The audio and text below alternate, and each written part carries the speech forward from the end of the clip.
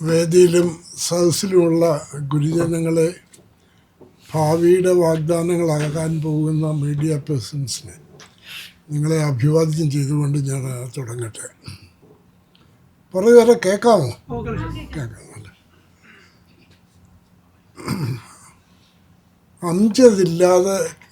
ഇല്ലാത്ത കാലിക്കറ്റ് യൂണിവേഴ്സിറ്റിയിലേക്ക് ഞാൻ ആദ്യം വരികയാണ്. അതുകൊണ്ട് തന്നെ മനസ്സിലെ ഓർമ്മകളൊക്കെ അംജദിനെ പറ്റിയാണ്. ഈ ഡിപ്പാർട്ട്മെൻറ്റിന് ഒരു അഖിലേന്ത്യാ യശസ് ഉണ്ടാക്കിയ ആളാണ് അംജദ്. കടന്നു പോയിട്ട് ഏതാനും മാസങ്ങളെ ആയുള്ളെങ്കിലും ഇപ്പോഴും അദ്ദേഹം ഇവിടെ നിറഞ്ഞു നിൽക്കുന്നത് പോലെ.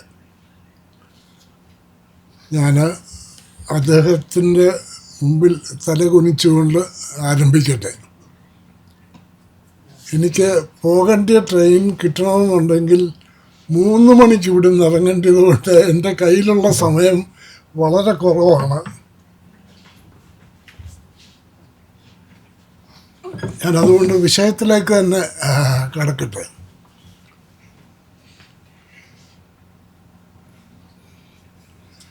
പണ്ട് പത്രപ്രവർത്തനം എങ്ങനെയായിരുന്നു മലയാളത്തിൽ നിന്ന് ചോദിച്ചാൽ, കവിത എഴുതി ഓല തീർന്ന ആളിൻ്റെ കഥ പറയേണ്ടി വരും. പണ്ട് കവിതയല്ല, എന്തെഴുതാനും ഓലയേ ഉണ്ടായിരുന്നുള്ളൂ. അപ്പോൾ ഓല തീർന്ന ദുഃഖത്തിൽ കവി ഒരു സമ്പന്നനായ നമ്പൂതിരിയെ കണ്ട് ഈ വിവരങ്ങൾ പറഞ്ഞു. ഓല തീർന്നു പോയല്ലോ എന്ന് പറഞ്ഞപ്പോൾ നമ്പൂതിരി വളരെ അനുഭാവപൂർവ്വം ചോദിച്ചു, എന്താണ് എഴുതിക്കൊണ്ടിരുന്നത്? കവിത. എത്ര ഓല വേണ്ടിവരും? 10 ലക്ഷം ഓല ആയാലേ തീരുള്ളൂ. എൻ്റെ ദൈവമേ, 10 ലക്ഷം ഓലയോ?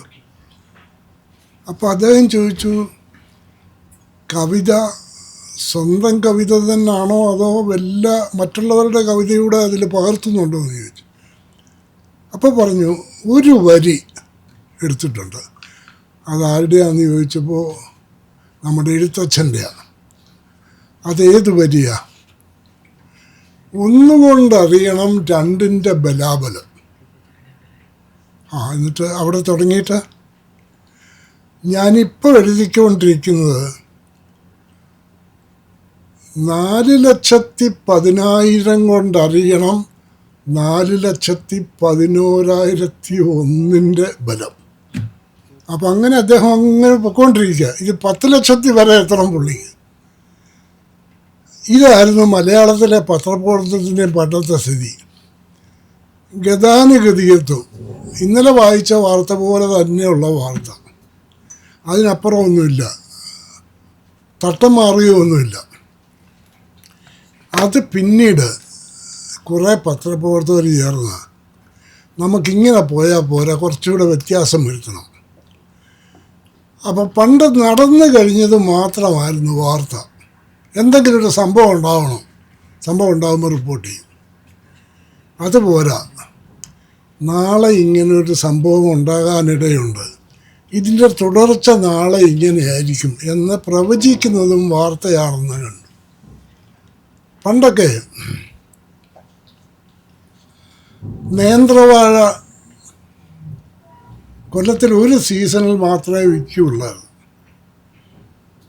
നേന്ത്രപ്പഴമാക്കി. അപ്പോൾ ഒരു കർഷകന് തോന്നി, നമുക്ക് ഓണത്തിന് ഉപ്പേരി ഉണ്ടാക്കാൻ വേണ്ടി ആ സമയത്ത് കാവളഞ്ഞ് കിട്ടിയിരുന്നെങ്കിൽ നല്ല വില കിട്ടിയല്ലേ. അങ്ങനെ ഓണത്തിന് വെട്ടിയെടുക്കത്തക്ക മൂപ്പ് കിട്ടുക കൊലകളുണ്ടാകാൻ വേണ്ടി അദ്ദേഹം നേരത്തെ കൃഷി ചെയ്ത് വെള്ളം കോരി. പിന്നെ അദ്ദേഹം 365 ദിവസവും ഉപ്പേരിക്കോ പഴത്തിനോ പഴംപൊരിക്കോ എന്തിനു വേണമെങ്കിലും നേന്ത്രവാഴ കിട്ടുന്ന അതുപോലുള്ളൊരു കലണ്ടർ ഉണ്ടാക്കി. അങ്ങനെ ഓരോ ദിവസവും അല്ലെ ഓരോ ആഴ്ചയും അദ്ദേഹം ഏത്തവാഴ കന്നുകൾ കൃഷി ചെയ്ത് വെള്ളം കോരി അവസാനം കൊല വെട്ടി.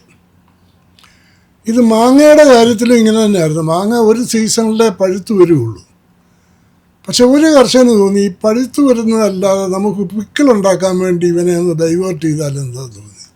അങ്ങനെ പിക്കിളുണ്ടാക്കാൻ വേണ്ടി ആ സീസണിൽ മുഴുവൻ അദ്ദേഹം പഴുക്കുന്നതിന് മുമ്പ് തന്നെ അത് എന്ന് പറഞ്ഞ പോലെ പത്രപ്രവർത്തനം ഇത് മൂത്ത് പഴുത്ത് പഴമാകുന്നതിന് മുമ്പ് മറ്റു കാര്യങ്ങൾക്ക് ഉപയോഗിക്കുന്ന പോലെ പത്രപ്രവർത്തനത്തെ ആളുകൾ തിരിച്ചുവിട്ടു.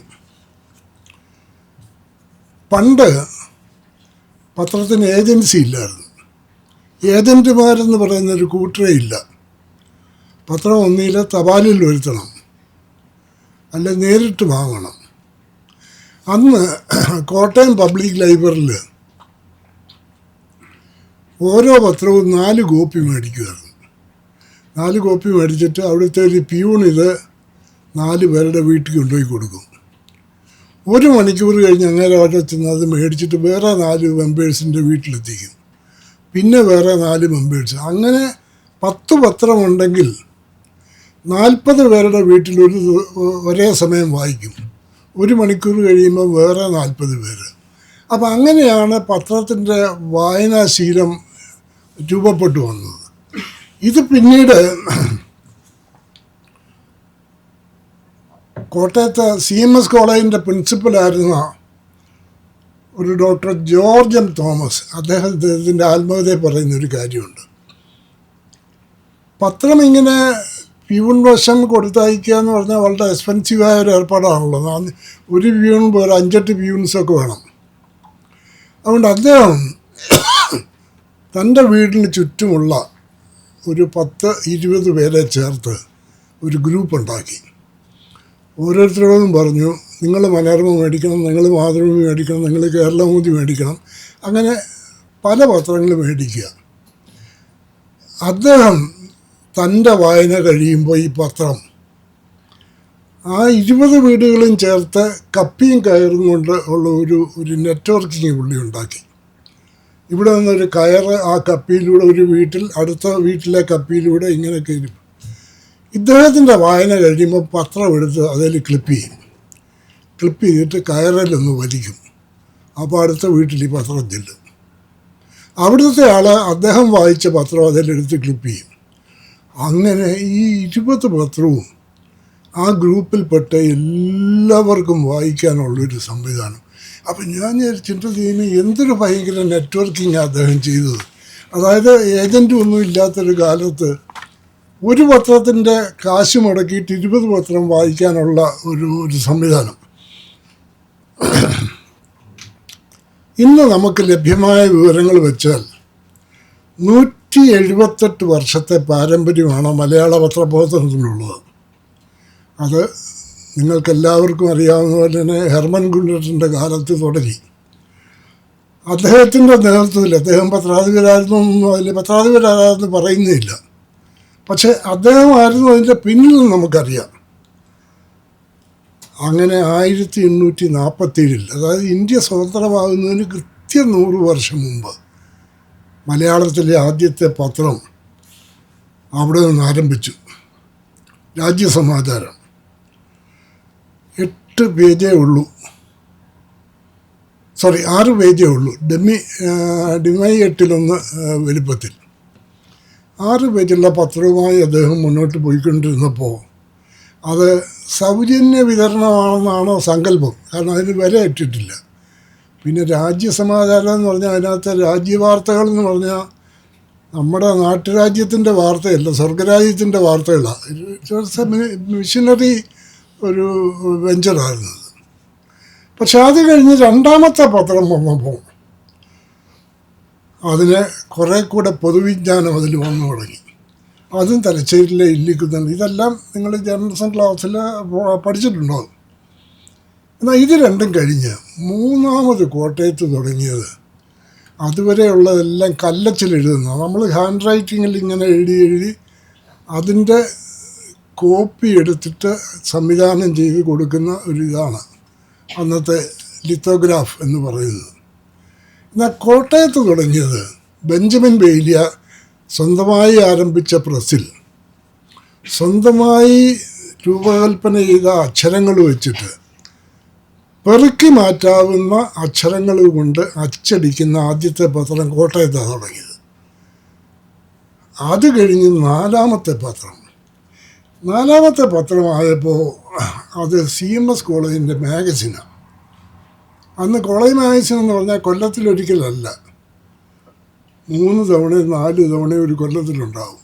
അപ്പോൾ എന്ന് പറഞ്ഞാൽ 3 മാസത്തിലൊരിക്കൽ.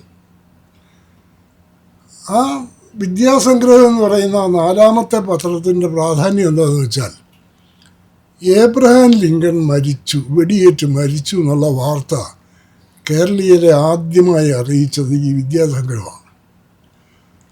അപ്പോൾ 3.5 മാസം കഴിഞ്ഞിട്ടാണ്. പക്ഷെ എന്നാലും അന്ന് ആദ്യമായിട്ടാണ് മലയാളികൾ അറിയുന്നത്. അപ്പോൾ CMS കോളേജ് എന്ന് പറഞ്ഞാൽ ക്രിസ്ത്യൻ നേതൃത്വത്തിലുള്ളതായതുകൊണ്ട് ഏബ്രഹാം എന്നുള്ളതിൻ്റെ ഉച്ചാരണം അവർക്കറിയാം. LINCOLN ഇതെങ്ങനെയാണ് ഉച്ചരിക്കുന്നത് അറിയാൻ വയ്യ. അന്ന് റേഡിയോ ഇവിടില്ല. അതുകൊണ്ട് ഒരു വിദേശ വാക്കിൻ്റെയും വിദേശ പേരിൻ്റെയും ഉച്ചാരണം അറിയില്ല. അപ്പോൾ അവരെല്ലാവരും കൂടെ ആലോചിച്ചിട്ട് അവസാനം കൊടുത്ത തലക്കെട്ട് ഏബ്രഹാം ലിങ്കോലൻ വെടിയേറ്റ് മരിച്ചു. അപ്പോൾ അതായിരുന്നു അന്നത്തെ പത്രപ്രവർത്തന രീതി. നമുക്ക് ഒരു വാക്കിൻ്റെ ഉച്ചാരണം പോലും അറിയില്ല, ഒരു ഇംഗ്ലീഷ് വാക്കിൻ്റെ. അത് നമ്മൾ ദിവസം ഉപയോഗിക്കുന്ന വാക്കല്ലെങ്കിൽ. അപ്പോൾ ഈ രീതിയിൽ നമ്മുടെ പത്രപ്രവർത്തനം വളർന്നുകൊണ്ടിരുന്ന പിന്നീട് അന്നൊക്കെ മാസത്തിലൊന്ന്, ഞാനീ പറഞ്ഞ മാസികയാണെങ്കിൽ 3 മാസത്തിലൊരിക്കൽ, അതെല്ലാം മാറി ആഴ്ചയിലൊരിക്കൽ ഇറങ്ങുന്ന പത്രങ്ങളായി. അത് വലിയൊരു സംഭവമായിരുന്നു. അത് കഴിഞ്ഞ് 1924 എല്ലാ ദിവസവും ഉള്ള പത്രം വരുന്നത്. എല്ലാ ദിവസവും എന്ന് പറഞ്ഞാൽ ആഴ്ചയിൽ 7 ദിവസവും ഇല്ല, 6 ദിവസമേ ഉള്ളൂ. പക്ഷെ അതിനെല്ലാവരും കൂടെ അതിന് ഡെയിലി എന്ന് പേരിട്ടു. 7ാമത്തെ ദിവസം എല്ലാവർക്കും ഓഫാണ്, ഡ്യൂട്ടി ഇല്ല. അതുകൊണ്ട് അങ്ങനെ സാമ്പത്തിക ലാഭവുമുണ്ട്. അതിൽ കോട്ടയത്തു നിന്ന് ആരംഭിച്ച പത്രക്കാരും മിടുക്കന്മാരായിരുന്നു. അവർ ഇത് ഡെയിലി പ്രൂവ് ചെയ്യാൻ വേണ്ടിയും ആളുകളെ കൊണ്ടത് സമ്മതിപ്പിക്കാനും വേണ്ടി പത്രത്തിൻ്റെ പേര് തന്നെ പ്രതിദിനം എന്നാക്കി. അതും പക്ഷേ ആഴ്ചയിൽ 6 ദിവസമേ ഉള്ളായിരുന്നു. ഇത് കഴിഞ്ഞ് ആഴ്ചയിൽ 7 ദിവസവും മലയാളത്തിൽ പത്രം ഇറക്കിയ ആദ്യത്തെ പത്രം മാതൃഭൂമിയാണ്. മാതൃഭൂമി അന്ന് കോഴിക്കോട്ട് നിന്ന് മാത്രമാണ് അച്ചടിക്കുന്നത്. അതുകൊണ്ട് പരമാവധി കൊച്ചിയുടെ വടക്കേ അറ്റമായ തൃശ്ശൂർ വരെ വരുമായിരുന്നു. തൃശ്ശൂരിന് തെക്കോട്ടില്ല. കാരണം അവിടുന്ന് പത്രം ഇവിടെ വരണമെങ്കിൽ 2 ദിവസം എടുക്കും. അപ്പോൾ അതുകൊണ്ട് ആഴ്ചയിൽ 7 ദിവസം മാതൃഭൂമി ആക്കിയത് തെക്കൻ പത്രങ്ങളൊന്നും മൈൻഡ് ചെയ്തില്ല. ഇതും കഴിഞ്ഞ് 1959 ഡോക്ടർ ജോർജ് തോമസ് എന്ന് പറഞ്ഞൊരു മലയാളി അമേരിക്കയിൽ പോയി ഒത്തിരി കാശൊക്കെ ഉണ്ടാക്കി. അദ്ദേഹം കോട്ടയത്ത് നിന്ന് കേരളധ്വനി എന്ന് പറഞ്ഞൊരു പത്രം 1959, അതായത് വിമോചന സമരം കഴിഞ്ഞ് ഓഗസ്റ്റ് 20 അദ്ദേഹം കോട്ടയത്ത് നിന്ന് ഇറക്കി. ആ പത്രം ആഴ്ചയിൽ 7 ദിവസം ഇറങ്ങി. കോട്ടയത്ത് നിന്ന് അങ്ങനെ 7 ദിവസം ഒരു പത്രം ഇറങ്ങിയപ്പോഴത്തേക്ക് മനോരമയൊക്കെ ഉണർന്നു. എന്നിട്ടും കുറേ മാസം കാത്തു നിന്ന് 7 ദിവസം പത്രം എടുക്കുക എന്ന് പറഞ്ഞാൽ ഭയങ്കര ചിലവാണ്. പിറ്റേ ഏപ്രിലിൽ മനോരമയും 7 ദിവസമായി, പിന്നീട് ദീപിക 7 ദിവസമായി, പിന്നീട് കേരളകൗമുദി 7 ദിവസമായി. അങ്ങനെയാണ് മലയാളത്തിലെ പത്രങ്ങളെല്ലാം 7 ദിവസമുള്ള പത്രങ്ങളായിട്ട് മാറുന്നു. 7 ദിവസമുള്ള പത്രം വന്നു കഴിഞ്ഞപ്പോൾ പിന്നെ ഇവിടെ ഉണ്ടായ വിപ്ലവം എന്താണെന്ന് വെച്ചാൽ, ഞാൻ നേരത്തെ പറഞ്ഞ പോലെ തന്നെ മാതൃഭൂമി കോഴിക്കോട്ട് നിന്ന് അച്ചടിക്കുന്നു, മനോരമ കോട്ടയത്തു നിന്ന് അച്ചടിക്കുന്നു, ദീപിക കോട്ടയത്തു നിന്ന് മാത്രം അച്ചടിക്കുന്നു, കേരളകൗമുദി ട്രിവാൻഡ്രത്തു നിന്ന് മാത്രം. എല്ലാം ഒരു സ്ഥലത്ത് നിന്നാണ്.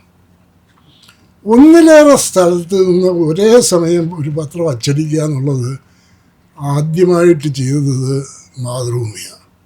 1962 ആയപ്പോൾ മാതൃഭൂമി കോഴിക്കോടിന് പുറമെ കൊച്ചിയിലൂടെ അച്ചടി ആരംഭിച്ചു. അപ്പോൾ അതിന് കാരണം എന്താണെന്ന് വെച്ചാൽ, മാതൃഭൂമി തുടങ്ങുന്നതിന് ശേഷമാണെങ്കിലും ടാർസി വിറ്റാച്ചി എന്ന് പറഞ്ഞ ഒരാൾ, ശ്രീലങ്കക്കാരനാണ്, പക്ഷേ ന്യൂയോർക്കിലായിരുന്നു ജേർണലിസമൊക്കെ. അത് കഴിഞ്ഞ് ഇൻ്റർനാഷണൽ പ്രസ് ഇൻസ്റ്റിറ്റ്യൂട്ടിൻ്റെ കൺസൾട്ടൻ്റായിട്ട് അദ്ദേഹം കേരളത്തിൽ വന്നു. കേരളത്തിൽ വരാൻ ഇടയായത് എങ്ങനെയാണെന്ന് വെച്ചാൽ സിംഗപ്പൂരിലെ ഒരു കോൺഫറൻസിലേക്ക് മനോരമയുടെ KMI സാർ പോയിരുന്നു. അവിടെ കോൺഫറൻസ് കഴിഞ്ഞപ്പോൾ ഇൻ്റർനാഷണൽ പ്രസ് ഇൻസ്റ്റിറ്റ്യൂട്ടുകാർ പറഞ്ഞു, ചാർസി വിറ്റാച്ചിയെ നിങ്ങളുടെ ഏതെങ്കിലും പത്രത്തിലേക്ക് കൺസൾട്ടൻ്റായിട്ട് വേണമെങ്കിൽ ഞങ്ങൾ അയച്ചു തരാം. അദ്ദേഹത്തിൻ്റെ ശമ്പളവും മുഴുവൻ ചെലവും വിമാനക്കൂലിയും ഞങ്ങൾ കൊടുത്തോളാം. അവിടെ താമസിക്കുന്നതിനുള്ള സൗകര്യവും ഭക്ഷണവും അത് മാത്രം നിങ്ങൾ ചെയ്താൽ മതി.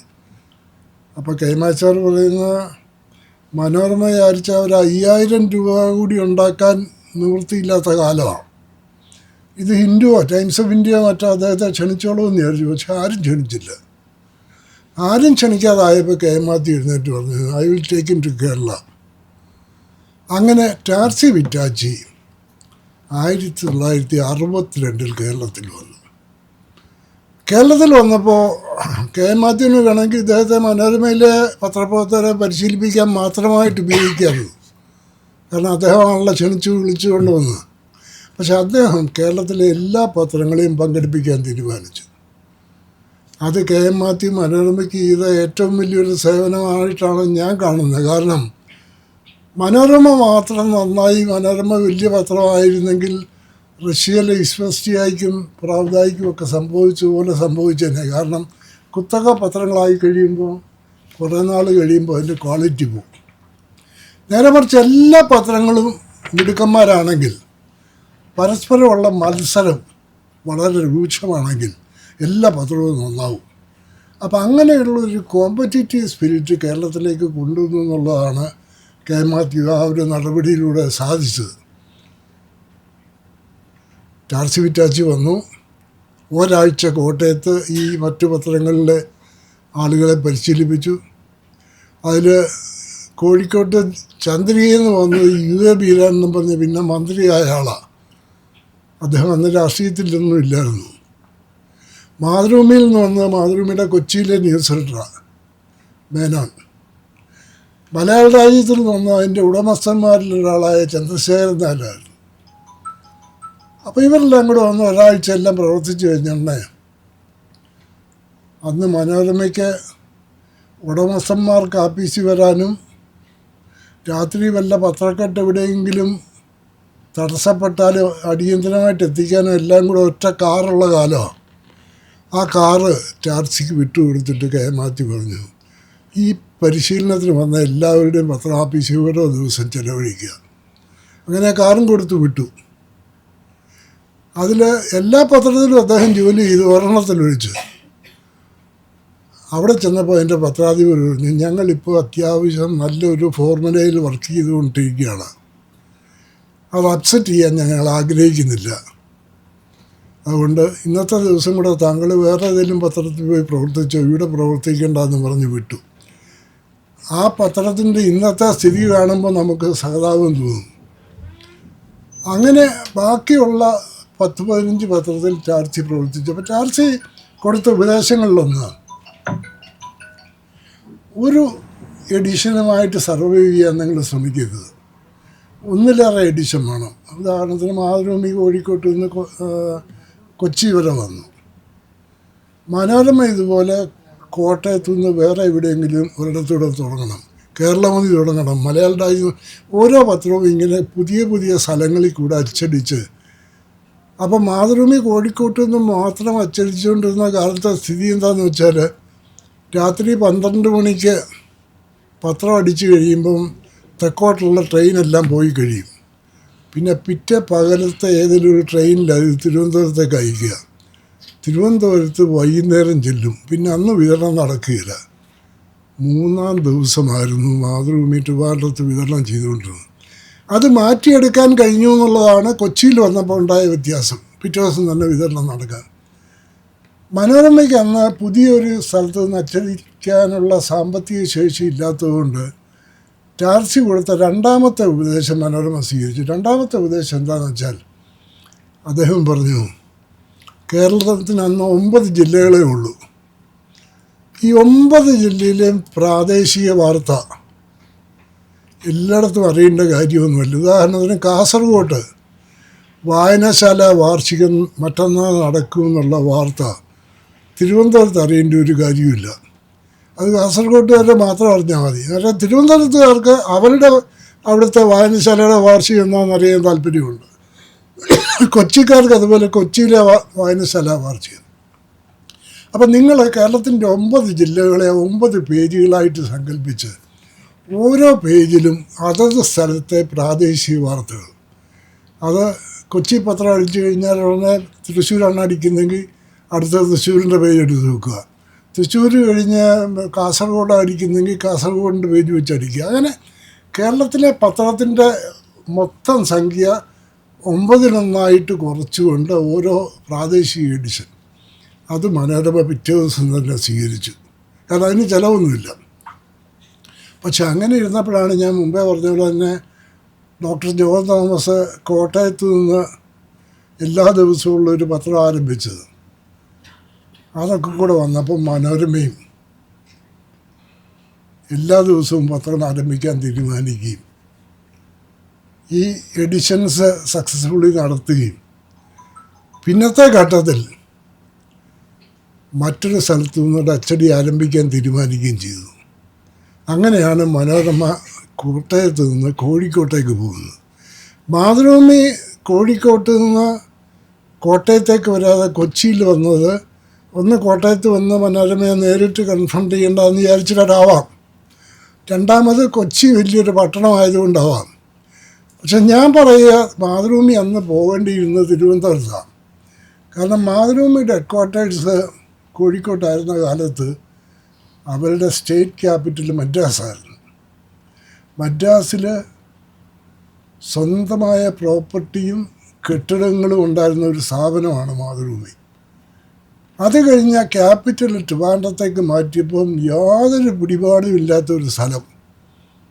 അവിടെ തങ്ങളുടെ റൂട്ട്സ് സ്ഥാപിക്കാനും രാഷ്ട്രീയമായ ഇടപെടലുകൾക്കുള്ള അധികാരമുള്ളവരെ സ്വാധീനിക്കാൻ പറ്റുന്ന ഒരു ഇതിനു വേണ്ടി അവിടെ ഒരു യൂണിറ്റ് ആരംഭിക്കുകയായിരുന്നു വേണ്ടതെന്നുള്ളതാണ് എൻ്റെ ഒരു അഭിപ്രായം.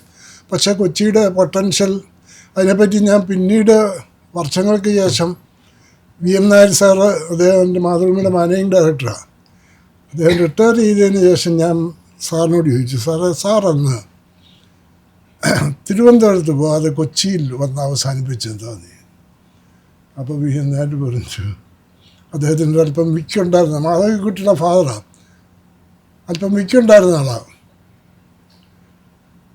Thomas, who will give me advertisements? These Pattars in Trivandrum, പുള്ളി അങ്ങനെ പറഞ്ഞ ബ്രാഹ്മിൻസ് എന്ന് വരെ, these Pattars in Trivandrum will give only classified 1-inch advertisement. Whereas if I go to Cochin, I will get big advertisements. അപ്പോൾ ആ പോയിൻ്റ് ഓഫ് വ്യൂവിൽ അത് ശരിയായിരുന്നായിരിക്കാം. പക്ഷേ തിരുവനന്തപുരത്ത് അന്ന് പോകാതിരുന്നതിൻ്റെ രാഷ്ട്രീയമായ നഷ്ടങ്ങൾ മാതൃഭൂമിക്ക് തീർച്ചയായിട്ടും ഉണ്ടായിട്ടുണ്ട് എന്നുള്ളതിന് സംശയമില്ല. കേരളത്തിൽ അനേകം ഇംഗ്ലീഷ് പത്രങ്ങൾ ഉണ്ടായിട്ടുണ്ട്. ഒരേ മാനേജ്മെൻറ്റിൽ നിന്ന് ഇംഗ്ലീഷും മലയാളവും ഇറങ്ങിയിട്ടുണ്ട്. മലയാളത്തിൽ ഇറങ്ങിയ മലയാളികൾ ഇറക്കിയ ഇംഗ്ലീഷ് പത്രത്തിൽ ഏറ്റവും അവസാനത്തേത് കൊച്ചിയിൽ നിന്നിറങ്ങിയ ഇന്ത്യൻ കമ്മ്യൂണിക്കേറ്ററായിരുന്നു. പക്ഷെ പിന്നീട് കേരളത്തിന് പുറത്തുള്ള പത്രങ്ങൾ ടൈംസ് ഓഫ് ഇന്ത്യയും ഇന്ത്യൻ എക്സ്പ്രസും ഹിന്ദുവും പയനിയറും ഒക്കെ കേരളത്തിൽ വന്ന് അച്ചടി ആരംഭിച്ചു. അവരിലിപ്പോൾ ടൈംസ് ഓഫ് ഇന്ത്യയും ഇന്ത്യൻ എക്സ്പ്രസും ഹിന്ദുവും മാത്രമേ ഉള്ളൂ ഇപ്പോഴും ഇവിടെ അച്ചടി തുടരുന്നത്, ബാക്കിയെല്ലാം പൂട്ടിപ്പോയി. അപ്പോൾ ക്രമേണ ഇങ്ങനെ ഇത് വന്ന് മലയാള പത്രങ്ങൾ കൂടുതൽ പ്രൊഫഷണലൈസ് ചെയ്യുകയും അവരുടെ പെനിട്രേഷൻ കൂടുകയും ചെയ്തപ്പോൾ ഇംഗ്ലീഷ് പത്രങ്ങൾക്ക് ഇവിടെയുള്ള സ്വാധീനം കുറഞ്ഞു എന്നുള്ളതാണ്. മലയാളത്തിലൊരു പത്രം ആദ്യമായിട്ട് ഓഫ്സെറ്റിൽ അച്ചടിച്ചത് ദേശാഭിമാനി പത്രമാണ്. ദേശാഭിമാനി 1979 ഓഗസ്റ്റ് 19 കോഴിക്കോട്ട് നിന്ന് ഓഫ്സെറ്റിലേക്ക് പോയി. മനോരമയ്ക്ക് അതിനു മുമ്പേ ഓഫ്സെറ്റ് പ്രസ്സുണ്ട്, പക്ഷേ അത് വീക്കിലി അടിക്കാൻ വേണ്ടി ഉപയോഗിച്ചിരുന്നത്, പത്രം അടിക്കാൻ വേണ്ടിയല്ല. അപ്പോൾ അതിലെ പയനിയേഴ്സ് ദേശാഭിമാനിയാണ്. എന്നാൽ ഫാക്സിമിലി സംവിധാനം അനുസരിച്ച്, അതായത് ഒരിടത്തിരുന്നു കൊണ്ട് വേറൊരു സ്ഥലത്തെ പത്രം തയ്യാറാക്കി അയക്കാൻ വെക്കുന്ന, അതായത് ഈ പേജ് ഇവിടെ തയ്യാറാക്കി ഇവിടെ നിന്ന് ടെലിഫോൺ ലൈനിലൂടെ ട്രാൻസ്മിറ്റ് ചെയ്യുന്ന, അത് ഇന്ത്യയിൽ ആദ്യമായിട്ട് ആരംഭിച്ച ഹിന്ദുവാണ്. രണ്ടാമത് മനോരമയാണ്. മനോരമയുടെ എല്ലാ യൂണിറ്റുകളും ഒരേ സമയം ഫാക്സിമിലി ആയിരുന്നു. ഇപ്പോൾ പിന്നെ കമ്പ്യൂട്ടറുള്ള എവിടെയും ലോകത്തെവിടെയും നമുക്ക് പേജ് എത്തിക്കാനും അച്ചടിക്കാനും കഴിയുന്ന ഒരു സ്ഥിതിയിലേക്ക് നമ്മുടെ ടെക്നോളജി വികസിക്കുകയും ചെയ്തു. കേരളത്തിൽ ഫോട്ടോ കമ്പോസിങ് ആദ്യമായിട്ട് തുടങ്ങിയ പത്രം ഇന്നില്ലാത്ത ഈനാടാണ്. ട്രിവാൻഡ്രത്ത് നിന്ന് തുടങ്ങിയ ഈനാടാണ് ഫാക്സിമിലി ഫോട്ടോ കമ്പോസിങ്. പടം തത്സമയം ദൂരെ എത്തിക്കാനുള്ള സംവിധാനം കേരളത്തിൽ ആദ്യം കൊണ്ടുവന്നത് കേരളകൗമുദിയാണ്. കേരളകൗമുദിയുടെ എൻജിനീയറായ മാനേജിങ് എഡിറ്റർ, അതായത് കെ സുകുമാരൻ സാറിൻ്റെ മകൻ MS മധുസൂദനൻ ഇങ്ങനൊരു മെഷീനുണ്ടെന്ന് അറിഞ്ഞ് അത് വരുത്തിയെന്നറിഞ്ഞപ്പോൾ മനോരമയും അത് വരുത്തി. കേരളകൗമുദിയാണ് ആദ്യം വരുത്തിയെങ്കിലും ഫലപ്രദമായ ഉപയോഗത്തിലൂടെ മനോരമ അതിന് കൂടുതൽ സ്വീകാര്യത നേടി. അതിന് കാരണം എന്താണെന്ന് വെച്ചാൽ, ഇന്ദിരാഗാന്ധി വെടിയേറ്റ് മരിച്ച ദിവസം ഇന്ദിരാഗാന്ധിയുടെ മൃതദേഹം അന്ന് വൈകുന്നേരം, രാവിലെയാണ് സംഭവം നടന്നതെങ്കിലും അന്ന് വൈകുന്നേരം 5:30 മണിക്ക് ശേഷമാണ് ഡൽഹിയിൽ പൊതുദർശനത്തിന് വെച്ചത്. അതിനുശേഷം ആ മൃതദേഹത്തിൻ്റെ പടം പിറ്റേ ദിവസം ഇന്ത്യയിൽ 2 പത്രങ്ങളിലെ പടം വന്നുള്ളൂ. ഒന്ന് ഡൽഹിയിലെ ഹിന്ദുസ്ഥാൻ ടൈംസിൽ, മറ്റൊന്ന് ഈ മെഷീൻ ഉണ്ടായിരുന്നുകൊണ്ട് മനോരമയിൽ. മനോരമ അന്ന് ആ ദിവസത്തേക്ക് വേണ്ടി ഈ മെഷീൻ കോട്ടയത്ത് നിന്ന് കൊച്ചിയിൽ കൊണ്ടുവന്ന് സ്ഥാപിക്കുകയും കൊച്ചിയിൽ നിന്ന് ഇതിൻ്റെ പ്രിൻ്റ് എടുത്ത് ഒന്ന് കോഴിക്കോട്ടേക്ക് കാറിലേക്ക് അയക്കുകയും മറ്റത് കോട്ടയത്തേക്ക് കാറിലേക്ക് അയക്കുകയും ഒക്കെ ചെയ്ത് എല്ലായിടത്തും ഒരേ സമയം ഈ പടം അച്ചടിച്ചു. പിന്നെ പത്രങ്ങൾ പല പരിഷ്കാരങ്ങൾ വരുത്തിയതിൽ ഇന്നും നിലനിൽക്കുന്ന ഒന്ന്, പണ്ട് പത്രത്തിൽ ആളുകളുടെ പേരച്ചടിച്ചാൽ അതിന് മുമ്പ് മാരാരാശ്രീ എന്നും ഇത് കഴിഞ്ഞിട്ട് അവറുകളൊന്നും എഴുതുമായിരുന്നു എല്ലാ പേരിലും. പിന്നെ അത് ശ്രീ എന്ന് മാത്രമായി. ആരുടെ പേരെഴുതിയാൽ അതിനു മുമ്പ് ശ്രീ. ഇതൊരു അനാവശ്യമായ കാര്യമാണ്. നമ്മൾ ശ്രീ എന്ന് എടുത്തു കളഞ്ഞാൽ ഒത്തിരി അക്ഷരം ലാഭം വരും, ഒത്തിരി അക്ഷരമല്ല ഒത്തിരി സ്ഥലം. അങ്ങനെ മനോരമ ശ്രീ എന്നുള്ളത് എടുത്തു കളഞ്ഞു.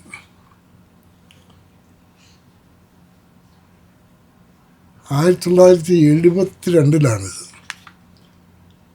മനോരമ ശ്രീ എടുത്തു കളഞ്ഞപ്പോൾ പിറ്റേ ദിവസം ദേശാഭിമാനിയുടെ ചീഫ് എഡിറ്റർ ഗോവിന്ദപിള്ള സാറിനെ വിളിച്ചു പറഞ്ഞു, തോമസ് ഞാനും ഒരു കാര്യം ചെയ്യാൻ പോവാ, ഞങ്ങളുടെ ആളുകളുടെ പേരിന് മുമ്പുള്ള സാ എന്നുള്ളത് ഞാൻ വേണ്ടാന്ന് വെക്കാൻ പോവുക. അപ്പം ഞാൻ സാറിനോട് ചോദിച്ചു, എൻ്റെ സാറേ ഞങ്ങൾ ശ്രീ ഇല്ലാതാക്കിയത് പോലല്ല, ഈ സാ ഇല്ലാതായ അവരുടെ ആത്മവീര്യം മുഴുവൻ പോവും. ഇല്ല, ഇനി മുതൽ ഒരൊറ്റ സഖാവേ ഉള്ളൂ, അത് പി കൃഷ്ണപിള്ളയാണ്. ബാക്കി എല്ലാവരും സായ എന്നുള്ളത് സ്വയം ഉച്ചരിച്ചാൽ മതി, പത്രത്തിൽ വേണ്ട, അങ്ങനെ സായ. ഇത് കഴിഞ്ഞപ്പോൾ ചന്ദ്രയെ തീരുമാനിച്ചു, നമ്മൾ ഈ ആളുകളുടെ പേരിന് മുമ്പിൽ ജനാബെന്ന് വെക്കുന്നതിൻ്റെ ജാ വേണ്ട. അങ്ങനെ 3 തരം പത്രങ്ങളിൽ ശ്രീയും സായും ജായും എല്ലാം ഇല്ലാതായ ഒരു സംഭവം. അതുപോലെ എല്ലാ വാർത്തയുടെയും തുടക്കത്തിൽ സ്ഥലപ്പേരും അത് കഴിഞ്ഞ് തീയതിയും ഉണ്ടായിരുന്നു. ഇന്നാണെങ്കിൽ നവംബർ 11 എന്നെഴുതിയിട്ട് വാർത്ത എഴുതുകയുള്ളൂ. അതും ഒരു അനാവശ്യ ചടങ്ങാണെന്ന് പറഞ്ഞ് മനോരമ ഇല്ലാതാക്കി. അത് 1973 ഇതും പിന്നീട് പത്രങ്ങളെല്ലാം സ്വീകരിച്ചു. പിന്നെ പത്രങ്ങളിൽ ഒരു കാര്യം ചെയ്തത് ചരമവാർത്ത. പണ്ട് സാധാരണ ആളുകളൊക്കെ മരിച്ചാൽ പത്രത്തിൽ വരികയില്ല, അത് പള്ളിയിൽ കുഴിച്ചിടുകയോ അല്ലെങ്കിൽ വീട്ടിൽ ദഹിപ്പിക്കുകയോ ഒക്കെ ചെയ്തോണം. അതൊരു ചരമ അറിയിപ്പെന്നും പറഞ്ഞ് അച്ചടിച്ച് വിതരണം ചെയ്യുകയുള്ളൂ. ഇത് വാർത്തയായിട്ട് കൊടുക്കണം. ഇതൊരു പത്രങ്ങളുടെ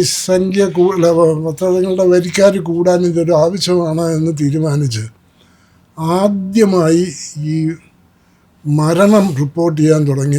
എല്ലാ മരണമല്ല ഞാൻ പറഞ്ഞത്, സാധാരണക്കാരുടെ മരണം മനോരമയാണ്. പിന്നീട് അത് ഒരു പേജാക്കി. പേജെന്ന് പറഞ്ഞാൽ ഫുൾ പേജൊന്നുമല്ല, 5-6 കോളം പരസ്യമുള്ളൊരു പത്രത്തിൻ്റെ 2 കോളം സ്പേസ്. അത് കഴിഞ്ഞ് ചരമത്തിനെല്ലാം പടം കൊടുക്കാൻ തീരുമാനിച്ചു. ആര് മരിച്ചാലും അയാൾ വരിക്കാരനായാലും വരിക്കാരനല്ലെങ്കിലും അദ്ദേഹത്തിൻ്റെ പടം വരും. ഇപ്പോൾ ആ പേജിൽ വേറെ പരസ്യം വന്ന് സ്ഥലം നഷ്ടപ്പെടാതിരിക്കാൻ വേണ്ടി മനോരമ ആ പേജിൽ പരസ്യം ചെയ്യുന്നതിന് മറ്റു പേജിലുള്ളതിൻ്റെ ഏതാണ്ട് ഇരട്ടിയോളം കാശ് കൊടുക്കണം. അപ്പോൾ ചില കേവന്മാരുടെ പടം ഇതിനകത്ത് വരുമ്പോൾ മനസ്സിലായിക്കോണം ഇവൻ ഇരട്ടി കാശ് കൊടുത്തച്ച് അവിടെ വന്ന് ഇരിക്കുന്നതാണ്. പക്ഷെ അയാളവിടെ വന്നതോടുകൂടി വേറെ 10 ചർമ്മക്കാരും പുറത്തു പോയി. അപ്പം അങ്ങനെ ഈ ചർമ്മം ഒരു സെല്ലിംഗ് പോയിൻ്റ് ആക്കാനായിട്ട് ഇന്ന് പത്രങ്ങളെല്ലാം ശ്രമിച്ച് അത് വിജയകരമായി തുടരുന്നുണ്ട്. ഒരു സമയത്ത് വാരികകൾക്ക് അവരുടെ പത്രങ്ങളേക്കാൾ പ്രചാരമുണ്ടായ ഒരു കാലം കേരളത്തിലുണ്ടായിരുന്നു. അതാദ്യം മനോരമയിലാണ് സംഭവിച്ചത്. കളത്തിൽ വർഗീസ് എന്ന് പറയുന്ന വർഗീസ് കളത്തിൽ, അദ്ദേഹം വീക്കിലി പത്രാധിപരായിരുന്ന കാലം മുഴുവൻ മനോരമ പത്രത്തേക്കാൾ കൂടുതൽ പ്രചാരം മനോരമ വീക്കിലിക്കായിരുന്നു. മനോരമയ്ക്ക് 1,00,000 കോപ്പി പ്രചാരമാകുന്നതിന് എത്രയോ വർഷം മുമ്പ് അദ്ദേഹം വീക്കിലിയുടെ പ്രചാരം 1,00,000-ലേറെയാക്കി. അതുകൊണ്ടാണ് കോഴിക്കോട്ട് മനോരമ തുടങ്ങിയപ്പോൾ അദ്ദേഹം വീക്കിലി അദ്ദേഹത്തിൻ്റെ കോളത്തിലെഴുതി മനോരമ എന്ന പേരിലൊരു വീക്കിലി മാത്രമല്ല ഒരു പത്രം കൂടിയുണ്ട്. കാരണം അന്ന് കോഴിക്കോട്ടെല്ലാം കൂടെ 70,000 കോപ്പിയുള്ളൂ മനോരമയ്ക്ക് പ്രചാരം. ഇത് പിന്നീട് മാതൃഭൂമിയിൽ സംഭവിച്ചിട്ടുണ്ട്. മാതൃഭൂമിയിൽ 1000 കോപ്പിയുടെ വ്യത്യാസമുള്ളായിരുന്നു. പക്ഷേ വീക്കിലി ഒരു ഘട്ടത്തിൽ 1000 കോപ്പി. അത് NV കൃഷ്ണവാര്യർ സാറിൻ്റെയോ MG വാസുദേവനായരുടെ കാലത്തൊന്നുമല്ല, രാംജി എന്ന് പറയുന്നൊരു പത്രാധിപരുണ്ടായിരുന്ന കാലത്ത് അങ്ങനൊരു ജനയുഗത്തിൽ കാമ്പശ്ശേരി പത്രാധിപരായിരുന്ന കാലത്ത് വീക്കിലിക്ക് ഡെയിലിയേക്കാൾ വളരെ കൂടുതൽ പ്രചാരമുണ്ടായിരുന്നു. അങ്ങനെ പല വീക്കിലികളുടെയും അനുഭവങ്ങളുണ്ട്. അതിലേക്ക് പറഞ്ഞാൽ എൻ്റെ ഈ 3 മണിൻ്റെ എല്ലാം തെറ്റുമെന്നുള്ളതുകൊണ്ട് ഞാൻ വേറെ ഒന്ന് പറയാം. ഒരു കാലത്ത് മലയാളത്തിലെ പത്രങ്ങളിൽ മിക്കതും സായാഹ്ന പത്രങ്ങളായിരുന്നു. മനോരമ പോലും ഒരു ഈവനിങ് എഡിഷനായിരുന്നു. അതാദ്യം തുടങ്ങി CP പൂട്ടിയിടിച്ച 9 വർഷം കഴിഞ്ഞ് രണ്ടാമത് 1947 തുടങ്ങുന്നതും ഒരു ഈവനിങ് എഡിഷനായിട്ടാണ്. അത് ഈ ഗാന്ധിജിയുടെ ചരമവാർത്തയുടെ എക്സിബിഷൻസ് കാണുമ്പോൾ നമുക്ക് വലിയ രസം തോന്നും. ഗാന്ധിജിയുടെ ചരമവാർത്ത മനോരമയിൽ ജനുവരി 30 മാതൃഭൂമിയിൽ ജനുവരി 31. രണ്ടും ശരിയാ. അവരത് കഴിഞ്ഞിറക്കിയ പത്രത്തിൽ. അപ്പം മനോരമ എന്ത് ചെയ്തെന്ന് വെച്ചാൽ ഗാന്ധിജിയെ വെടിയേറ്റ് മരിച്ചെന്ന് അറിഞ്ഞപ്പം ഈവനിങ് എഡിഷൻ്റെ ഒരു സ്പെഷ്യൽ സപ്ലിമെൻ്റ് ഉടനെ അടിച്ചിറക്കി. അത് മുഴുവൻ വിറ്റുപോയി. അപ്പോൾ അതൊരു 30 തന്നെയാണുള്ള ഡേറ്റ്. മാതൃഭൂമി പിറ്റേ ദിവസത്തെ ഡേറ്റിൽ അച്ചടിച്ചിറക്കി. അപ്പോൾ ഇത് ഒരുമിച്ച് കാണുമ്പോൾ നമുക്ക് ഇങ്ങോട്ട് ഗാന്ധിജിയുടെ ചരമവാർത്ത പോലും മാതൃഭൂമി ഒരു ദിവസം കഴിഞ്ഞാൽ കൊടുത്ത് തോന്നിപ്പോവും. പക്ഷേ സത്യം ഇതാ, എല്ലാ പത്രങ്ങളും മിക്കവാറും എല്ലാം തന്നെ ഈവനിങ് എഡിഷൻസ് ആയിരുന്നു. ഞാൻ വർഗീസ് കളത്തിലിനെ പറ്റി പറഞ്ഞു തുടങ്ങിയത് കൊണ്ട് 2-3 പത്രാധിപന്മാർ മലയാളത്തിൽ വരുത്തിയ മാറ്റത്തെപ്പറ്റി കൂടി പറഞ്ഞുകൊണ്ട് ഞാൻ അവസാനിപ്പിക്കുക. അതിലേറ്റവും പ്രധാനം ഈ വർഗീസ് കളത്തിലായിരുന്നു. ഞാൻ പറഞ്ഞു വീക്കിലി ഡെയിലിയേക്കാൾ വളരെ മുന്നോട്ട് അദ്ദേഹം കൊണ്ടുപോയി. അദ്ദേഹം റെവല്യൂഷനൈസ് ചെയ്ത ഒരു കാര്യം, എല്ലാ വീക്കിലികൾക്കും അന്ന് ഒരു പേജ് നിറയെ ഫലിത ബന്ധുക്കളായിരുന്നു. അതിനുവേണ്ടി പത്രാധിപന്മാർ ചെയ്യുന്ന ലോകത്തിലെ ഏറ്റവും നല്ല ജോക്ക് ബുക്സ് വരുത്തും, ഇംഗ്ലീഷിലുള്ളത് വരുത്തി അത് മലയാളീകരിച്ച് അതിനകത്തെ കഥാപാത്രങ്ങളെ എല്ലാം മലയാള പേരുകളിട്ട് അങ്ങനെ നാടൻ ഫലിതമാക്കി കൊടുക്കും. ഇതിങ്ങനെ തുടങ്ങിയപ്പോഴാണ് വീക്കിലി തുടങ്ങിയപ്പോൾ കളത്തിൽ വർഗീസ് തീരുമാനിച്ചു, നമുക്ക് ഈ നാടൻ ഫലിതം ഉണ്ടാക്കുന്ന പരിപാടിയുണ്ട്, നാടൻ ഫലിതം തന്നെ കൊടുക്കാം, വായനക്കാരയക്കുന്ന ഫലിതങ്ങൾ ഞങ്ങൾ പ്രസിദ്ധീകരിക്കും. അന്ന് ഒരു സാധാരണക്കാരൻ്റെ, ഞാൻ ഈ ചർമ്മത്തിൻ്റെ കാര്യം പറഞ്ഞല്ല, അന്ന് സാധാരണക്കാരൻ്റെ പേര് പത്രത്തിൽ വരാനൊരു മാർഗവുമില്ല. അന്ന് DYFIയും KSU ഒന്നുമില്ല. അതുകൊണ്ട് ചെറുപ്പക്കാരുടെ ഒന്നും പേര് പത്രത്തിൽ വരികയില്ല, പടം വരികയില്ല. അപ്പോൾ സാധാരണക്കാരനായ ഒരു മനുഷ്യന് സ്വന്തം പേര് മാത്രമല്ല, അവൻ്റെ അഡ്രസ്സും പബ്ലിഷ് ചെയ്യാനുള്ള ഓപ്പർച്യൂണിറ്റിയാണ് വർഗീസ് കളത്തിൽ കൊടുത്തത്. ഫലിതം അയച്ചാൽ അത് സ്വീകരിക്കുകയാണെങ്കിൽ അതിൽ അടിയിൽ പേരുണ്ടാവും, വീട്ടുപേരുണ്ടാവും, സ്ഥലപ്പേരുണ്ടാവും. അതിന് 2 രൂപ പ്രതിഫലം കൊടുക്കും. 2 രൂപ പ്രതിഫലം എന്ന് ഓർത്ത് ചിരിക്കണ്ട. ഇന്ന് അതിന് 250 രൂപയാണ് കൊടുക്കുന്നത്. അപ്പോൾ അന്നത്തെ 250 രൂപ എന്ന് ആലോചിച്ചോണം. അങ്ങനെ അനൗൺസ് ചെയ്തതോടുകൂടി പോസ്റ്റ് ഓഫീസിൽ നിന്ന് ഒരാഴ്ച 8 ചാക്കൊക്കെയാണ് ഫലിതങ്ങൾ വരുന്നത്.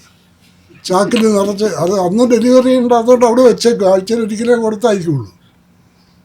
അപ്പോൾ വീക്കിലിയുടെ പേജ് ആകേണ്ട ദിവസം കളത്തിൽ വർഗീസ് ടോംസണോട് ഒരു 10 രൂപ ഫലിതം അതിൽ നിന്ന് എടുക്കാൻ പറയും. പുള്ളി പോയി ഓരോ ചാക്കിൽ നിന്ന് ഓരോന്ന് വീതം എടുത്ത് അതെടുത്ത് എഡിറ്റ് ചെയ്ത് അങ്ങനെ ആ വീക്കിൽ ഇത് വന്നുകൊണ്ടിരുന്നത്.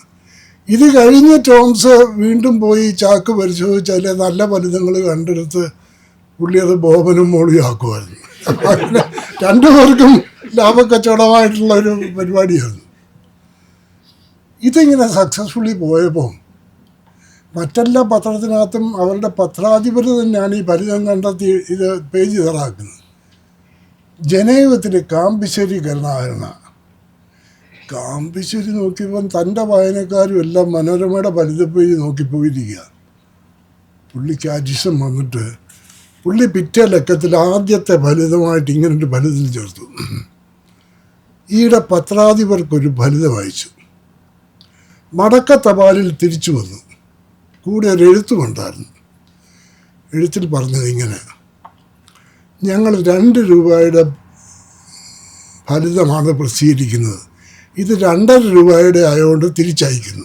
അപ്പം മനോരമ വരുന്ന ഫലിതങ്ങളുടെ സ്റ്റാൻഡേർഡ് എന്താണെന്ന് ആലോചിച്ചോളൂ.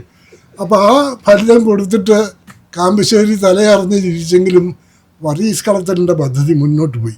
വർഗീസ് കളത്തൽ അവിടെ കൊണ്ട് അവസാനിപ്പിച്ചില്ല.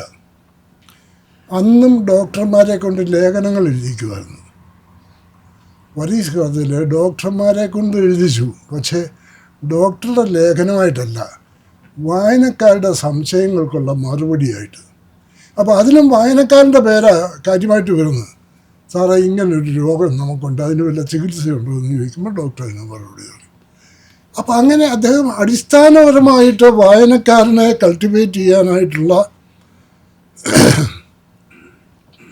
ഇതിങ്ങനെ പോയപ്പം സാധാരണ ഒരു കാര്യത്തിനും അനങ്ങാത്ത സർക്കാർ ഓഫീസല്ലേ ആകാശവാണി. ആകാശവാണി പോലും ചലിച്ചു. ആകാശവാണിയിൽ അതുവരെ ഈ സിനിമാ സംഗീതം വരുന്നത് അവിടെ ഇരിക്കുന്ന പാർട്ടിക്ക് ഇഷ്ടമുള്ള പാട്ട്, അയാൾക്ക് വേണ്ടപ്പെട്ട ആളുകളുടെ പാട്ടും അയാളുടെ വേണ്ടപ്പെട്ട ആൾ എഴുതിയ പാട്ടും ഒക്കെയാണ്. അവർ പോലും അവരുടെ പരിപാടിയുടെ പേര് നിങ്ങൾ ആവശ്യപ്പെട്ട ചലച്ചിത്ര ഗാനങ്ങളെന്നാക്കാൻ നിർബന്ധിതമായി. അങ്ങനെയാണ് ആകാശവാണിയിൽ ഈ നിങ്ങൾ ആവശ്യപ്പെട്ട ചലച്ചിത്ര ഗാനം വരുന്നത്. അപ്പം നമ്മുടെ കാമ്പശ്ശേരി ജീവിച്ചിരിക്കുന്ന കാലം, കാമ്പശ്ശേരി സിനിമയ്ക്ക് എഴുതുന്ന തിരക്കഥ, അത് സിനിമ എടുത്തു കഴിഞ്ഞാൽ പിന്നെ വെറുതെ പോവില്ലേ. അവനെ നമുക്കിങ്ങ് മേടിച്ചാൽ 1 ലക്കം മുഴുവൻ അതങ്ങ് ഓടിക്കാം. അപ്പം 4-5 ചെറുകഥയ്ക്കും 2 നോവലിനും കൊടുക്കുന്ന കാശ് കൊടുക്കണ്ട, ഇത് സൗജന്യമായിട്ട് കിട്ടും, സിനിമയ്ക്കുള്ളൊരു പരസ്യമായിരിക്കും. അങ്ങനെ അദ്ദേഹം തിരക്കഥ വീക്ക്ലിയിൽ പബ്ലിഷ് ചെയ്യാൻ തുടങ്ങി. ഇതും നമ്മുടെ AR ആരോ ഒരു നല്ല ആർട്ടിസ്റ്റ് എന്നുണ്ടായിരുന്നു ഇങ്ങനത്തെ കാര്യങ്ങളോട് പ്രതികരിക്കുന്നത്. അപ്പോൾ അവർ സിനിമയുടെ ശബ്ദരേഖ എടുത്തു കൊടുത്തു തുടങ്ങി.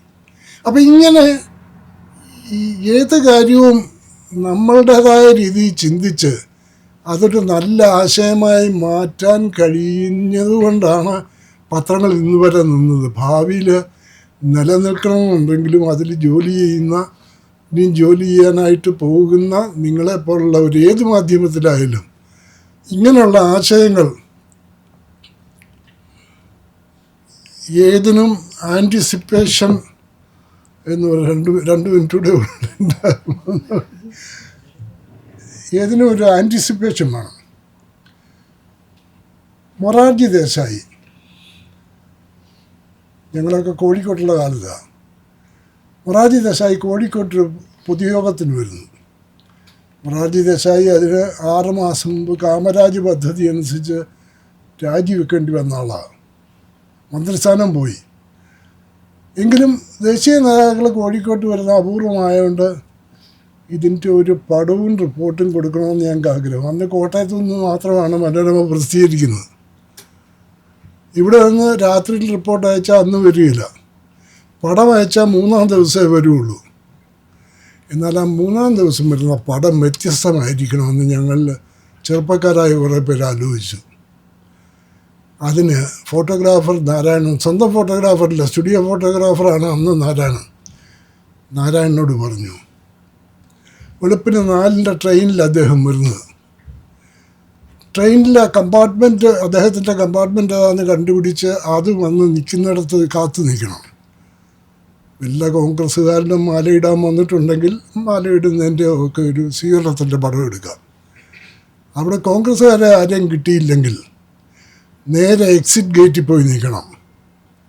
മൊറാർജി ദേശായി തൻ്റെ കയ്യിലുള്ള ചെറിയ ബാഗും തൂക്കിപ്പിടിച്ച് അങ്ങോട്ട് വരുമ്പോൾ എല്ലാവരുടെ മുമ്പിൽ കൈ നീട്ടുന്ന പോലെ ആ ടിക്കറ്റ് കളക്ടർ കൈ നീട്ടുമ്പോൾ മൊറാർജി ബാഗ് താഴെ വെച്ചിട്ട് പോക്കറ്റിൽ നിന്ന് ടിക്കറ്റ് എടുത്തു കൊടുക്കും. 6 മാസം മുമ്പ് വരെ ഇന്ത്യയിലെ 2ാമത്തെ ഭരണാധികാരിയായിരുന്ന ആള് വന്നിറങ്ങിയപ്പോൾ ടിക്കറ്റ് കളക്ടറെ ടിക്കറ്റ് ചോദിച്ച് വാങ്ങിക്കുന്നു എന്നൊരു ക്യാപ്ഷനോടുകൂടി നമുക്ക് ഇത് ഞങ്ങൾ ആൻറ്റിസിപ്പേറ്റ് ചെയ്തതുപോലെ തന്നെ സംഭവിച്ചു. അദ്ദേഹത്തോട് ടിക്കറ്റ് ചോദിച്ചു, അദ്ദേഹം ടിക്കറ്റ് എടുത്ത് കൊടുക്കുന്ന ഒരു മനോഹരമായ പടം.